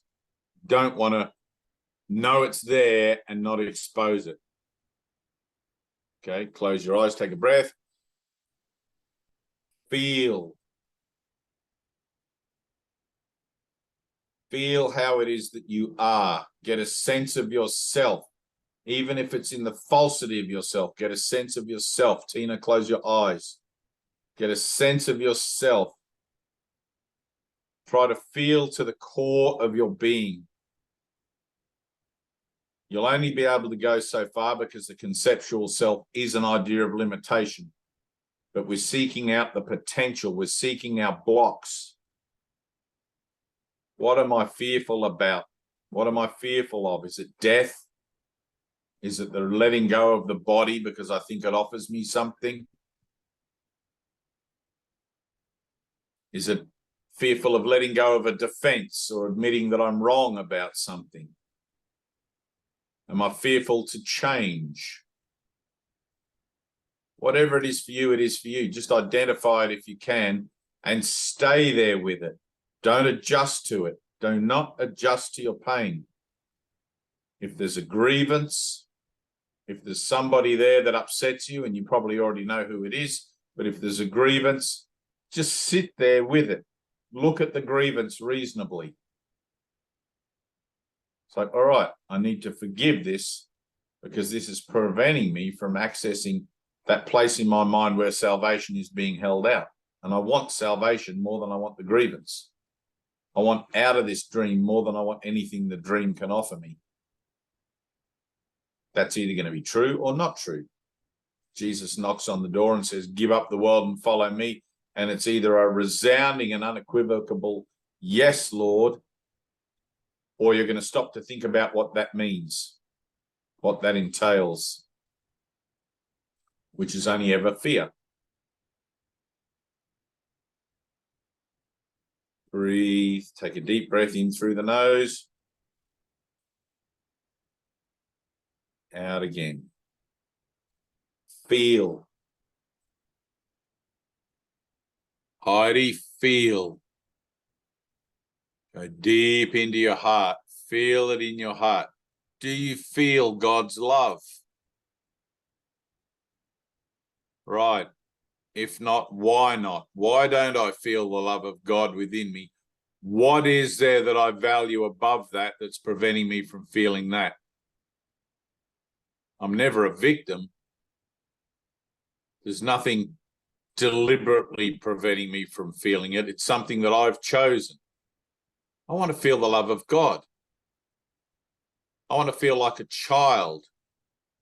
I want to feel the joy and the innocence and the warmth of that incredible state of being that is not only carefree, but free. When is the last time I truly felt free? Where I felt I didn't have a worry in the world. Where I felt supported completely encapsulated with love. Try to imagine what that might feel like, to be loved and to be loving. To be loved and to be loving. Try to get a sense of it. Reach inside and find it. It's in you. It's in there somewhere, underneath a whole pile of meaningless nothing that's attempting to justify something other than loved and loving. Jesus says in the Course that man should think of himself as loved and loving, because this is what he is. Now, think of yourself, Heidi, as loved. I love you. I know that for a fact. I also know that you are loving.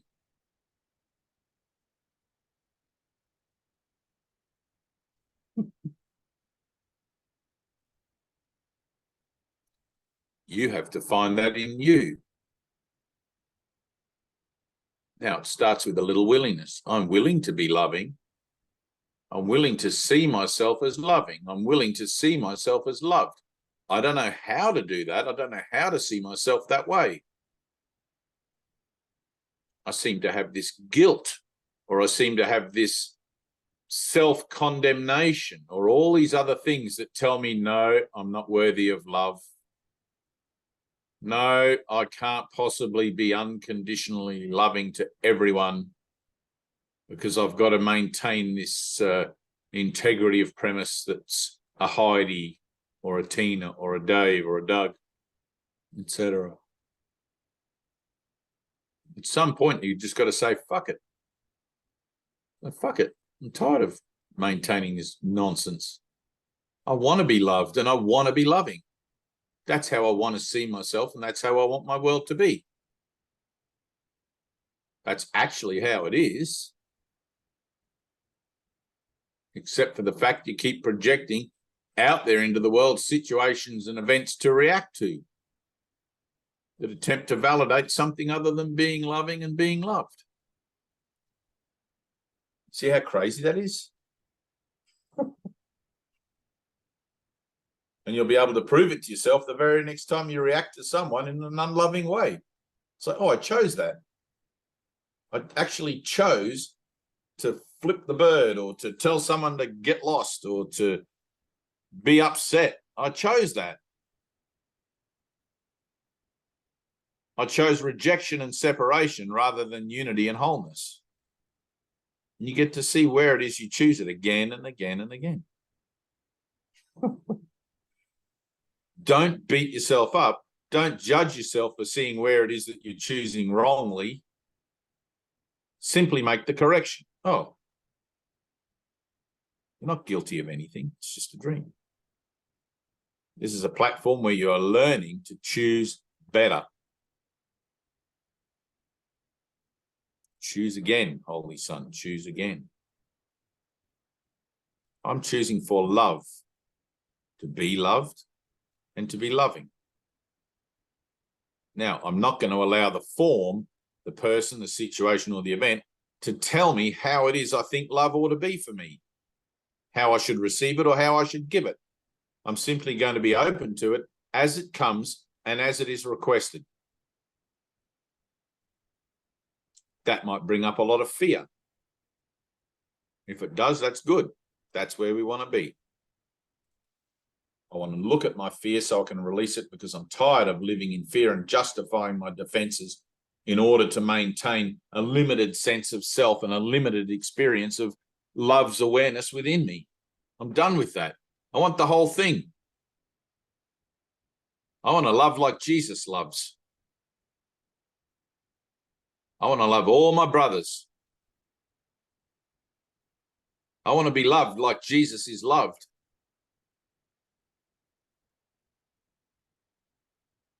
Free love, unconditional love. That's me. Now, the point where that's you and the point where you find yourself now might seem to be very far apart in your own awareness. But remember, the miracle collapses time.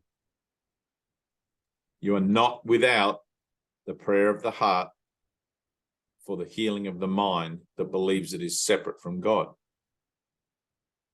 Feel it. How much do you want to be loved and loving? Feel. Heidi, go there. Go to that place. Feel it where you want it more than anything.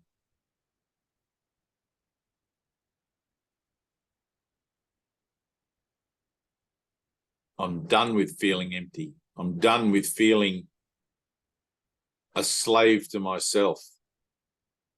I'm done with feeling like I don't fit in. I'm done with feeling nothing, like a lifeless husk.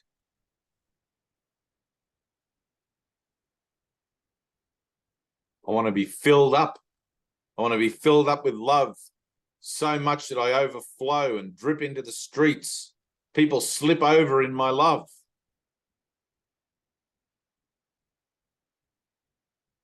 And vice versa.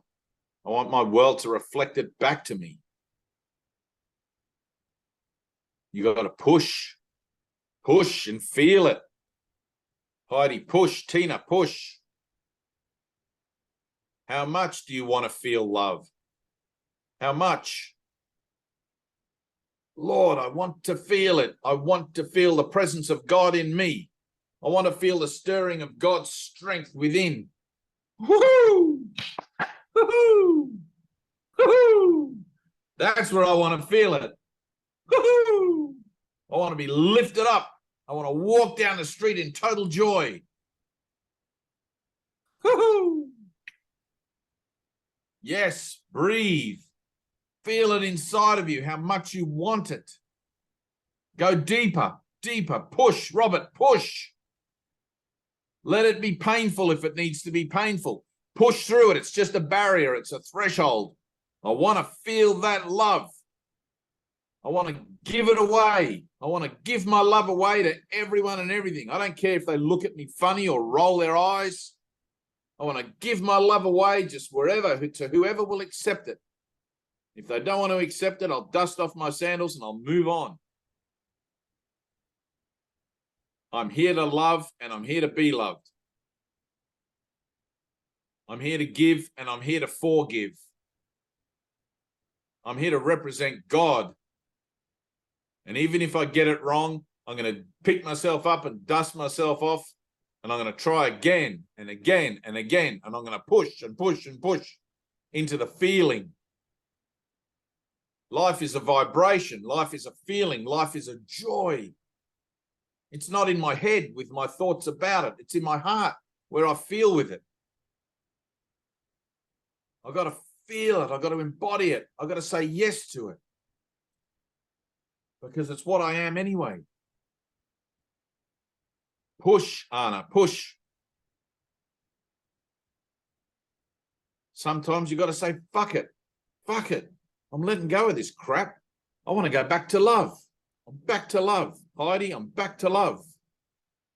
New moment, brand new moment.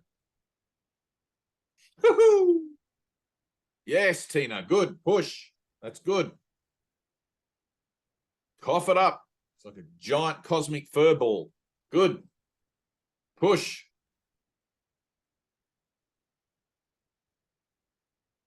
You gotta vomit in the fuck it bucket. That's where. It's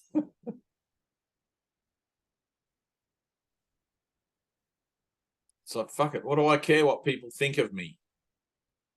I'm tired of determining who I am and what I am by external validation. That doesn't work. God is my validation. God is my source. I cannot see apart from him. I can see only what God wants me to see. I cannot see anything else, no matter how much I think I can. Anything else other than that is only ever going to be an illusion. It's only going to leave me feeling empty. This is where I have to choose. I choose for love. Heidi, stand up.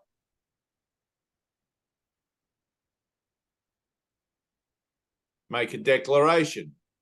Oh, can't see you now, but anyway. You're making a declaration. You're standing up and you're making a declaration. I choose for love. Let it be passionate. Feel it inside. I choose for love. You've got to like hold yourself to account. You've got to like take a grip on your mind and be like, no, this is not okay. I'm choosing for love. I'm here to represent God.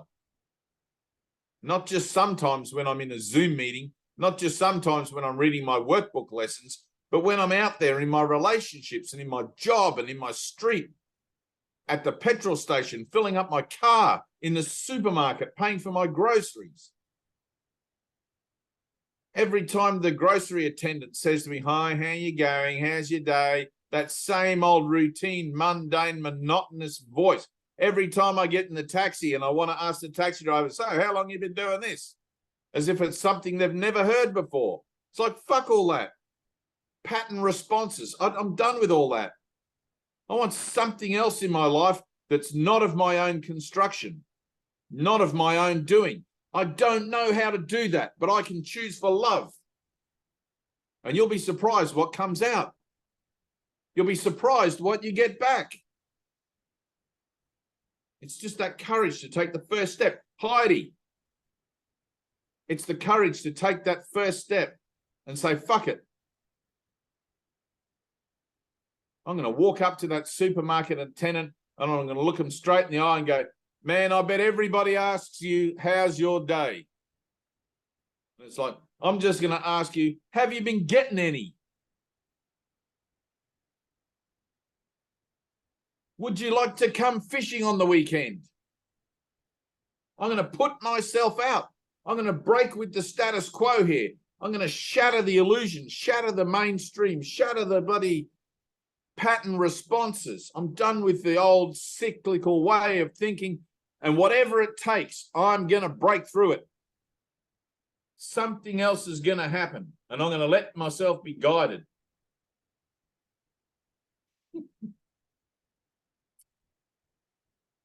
Breathe. Heidi, put your hands up in the air. Put your hands up in the air. Feel the presence of God within you. Call it down to you. Father, here I am. I want to feel your presence in my heart, in my body, in my legs, in my arms, in my face, in my back, everywhere. I want to feel it tingling and erupting. I want to feel the movement, the presence.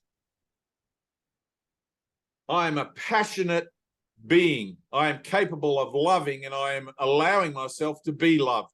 Firstly, by myself.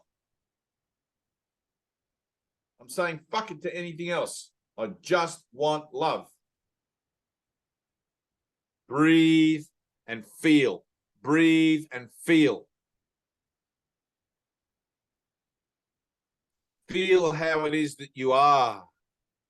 You are worthy. You are a child of God. God only knows you as his creation. That's his judgment upon you. Here is my sinless son in whom I am well pleased. In whom I am well pleased. That's the truth of you. Accept it. God loves you. Accept it. God loves me.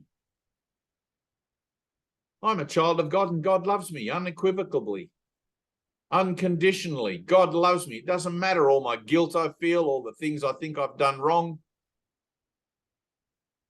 I'm free to accept God's love.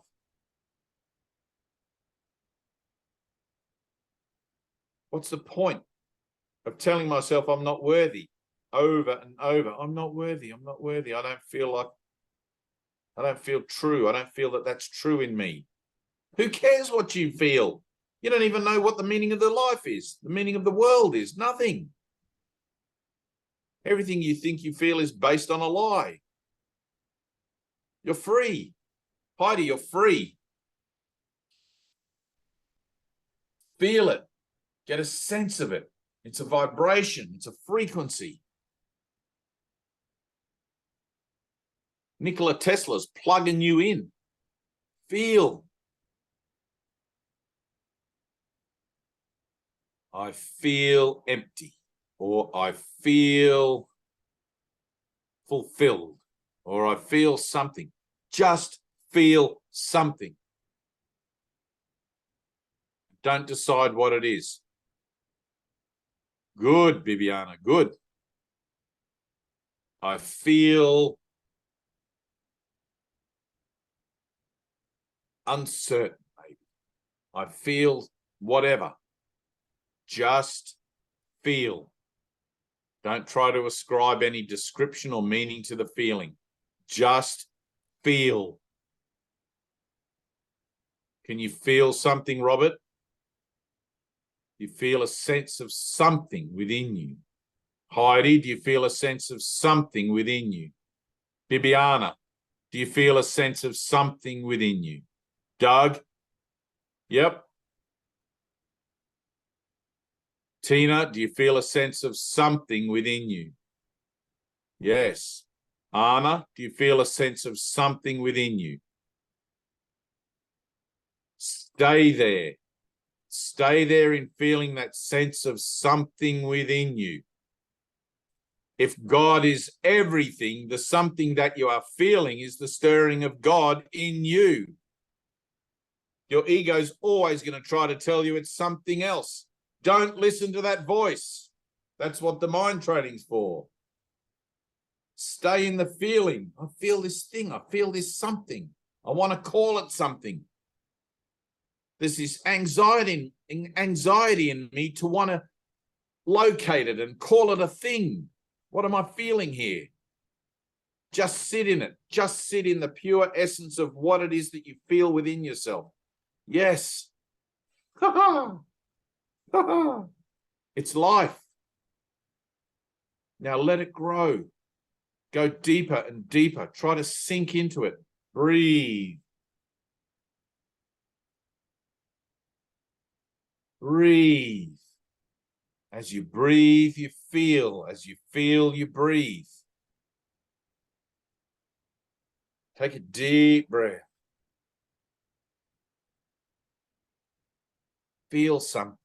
What do I feel inside? I feel, ooh.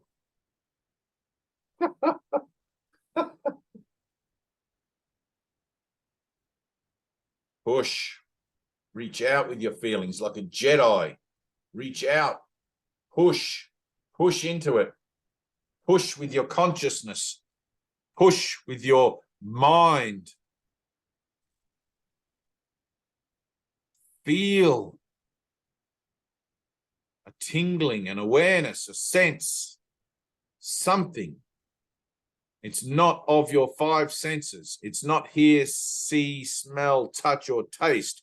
It's internal. Woohoo! Yes, Anna, good. Doug, good. Good. Yes. Feel. Just sit there and enjoy that feeling. Connect with it. Try to connect with it as deeply as you can. If you lose sight of it, don't worry. Relax. It'll come back. Try to get a sense of it again and again and again. What is this feeling that I'm feeling here? If you call it something, that doesn't matter. Just make a decision. No, I'll let go from that calling it anything. I just want to feel what it is, this sense of presence within me, this sense of myself. Maybe I'm feeling my body, how it feels to be in a body. Maybe I'm feeling anxiety. Maybe I'm feeling all these other things. But just try to stay in the pure feeling. Be the observer of the state. The observer of the state of being. Breathe.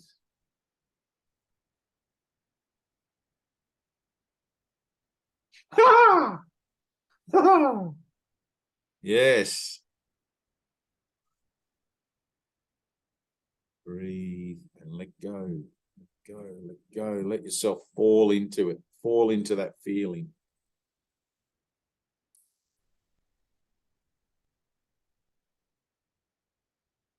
Sit there and be still. Be still. Let that feeling well up in you. Let it call to you.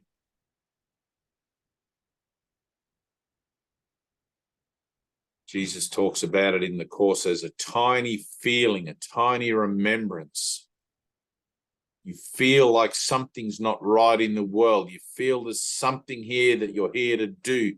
You feel that there's something within you that you should be doing, that you should be paying attention to. Just pay attention to it. It'll do the rest. Just abide with it. The inner presence, inner feeling, and inner sense. The spirit of wholeness, the Holy Spirit. Here I am, Father. Here I am, Lord. Speak to me through this feeling. Speak to me through this sense. Direct me. Use me.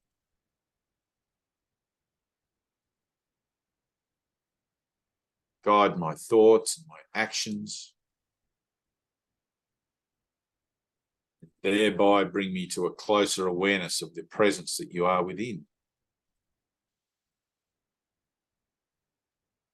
Feel.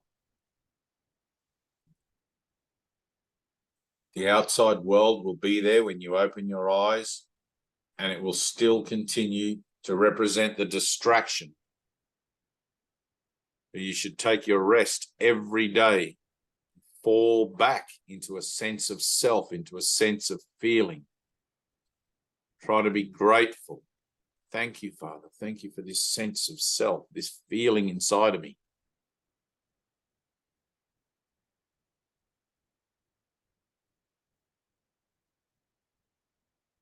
Everything feels peaceful.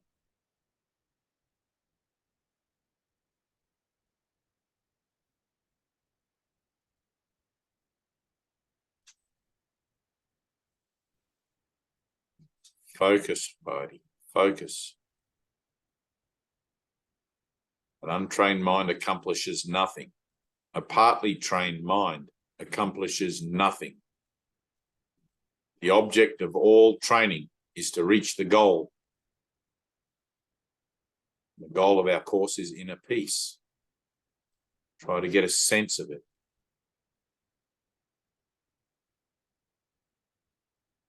Yes, that's better. Yes,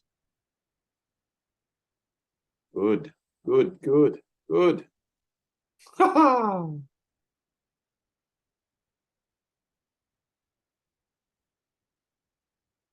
Good. Now nurture that every day. The goal of our course is inner peace. We've got the work to do. We've got the forgiveness. We've got all this stuff that goes on that helps us to fall deeper into that sense of peace. But we actually have to take the time every day to sit and allow ourselves to experience it.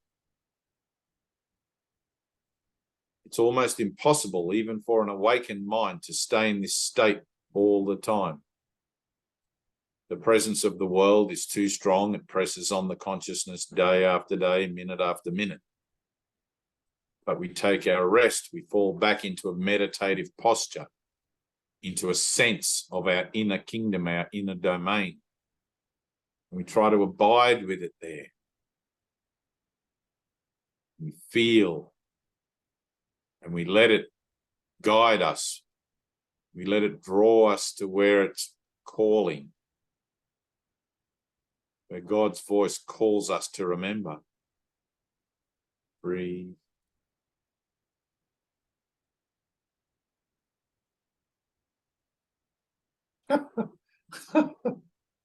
Yes.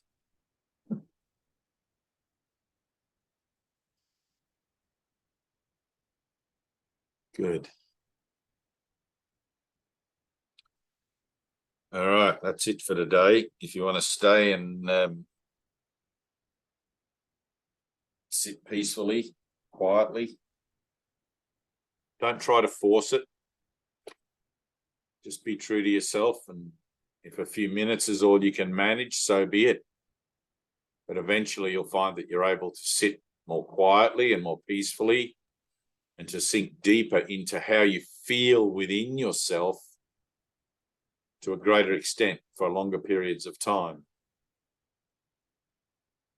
By the time you get to those last lessons, Tina, and you say God is, and then you cease to speak, you enter into that silence, into that stillness within, where you're simply in a state of beingness, a state of is or I am. And you feel that it's a whole presence. You just stay there and let it do what it needs to do. You're being called teacher of God. Teacher of God. Listen.